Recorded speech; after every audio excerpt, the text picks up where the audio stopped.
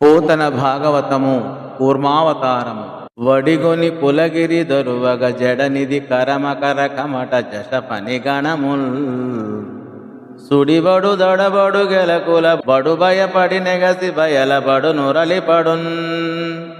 అలా గిరగిరా కొండ కదులుతుంటే కడలిలోని పక్షులు, మొసళ్ళు, తాబేళ్లు, చేపలు, సర్పాలు తొట్టుపడుతూ పక్కలకు పడుతూ భయంతో ఎగిరి గట్టు మీదకి పడి పొర్లుతూ ఉన్నాయి అని ఈ పద్య భావము. అమరాసుర కర విపరి భ్రమణ ధరాధర వరేంద్ర భ్రమణంబునుదా కమటేంద్రు వీపు తేటను సమయింపగజాలదయ్య జగతీనాదా. ఈ భూమండలాన్ని ఏలేవో రాజా పరీక్షిత్ మహారాజా, అంతటి రాక్షసులు దేవతలు కలిసి త్రిప్పుతున్న మందర పర్వతం రాపిడి ఆ కూర్మరాజు వీపు దురదను అయినా పోగొట్టలేకపోయింది అని ఈ పద్య భావం.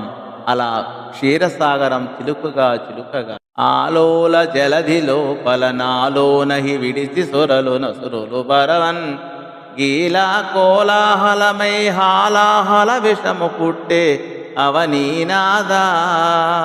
ఓ పరీక్షన్ మహారాజా, అల్లకల్లోలమైన పాలకడలిలో నుండి అగ్ని జ్వాలల కోలాహలంతో కూడిన హాలాహలము అనే మహావిషము పుట్టింది.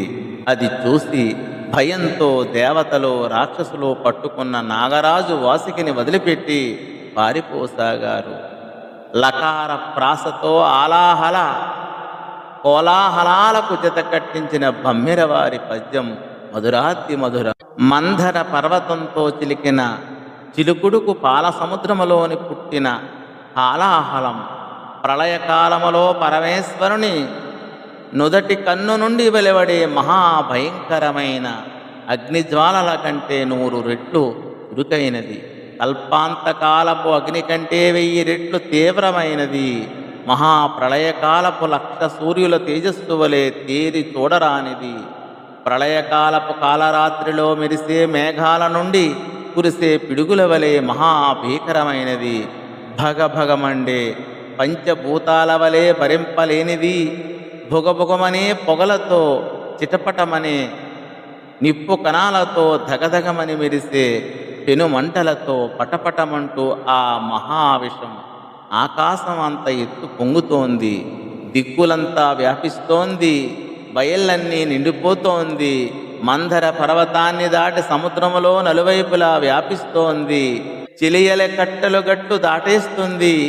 దేవదానవుల గుంపులను దాటిపోతోంది.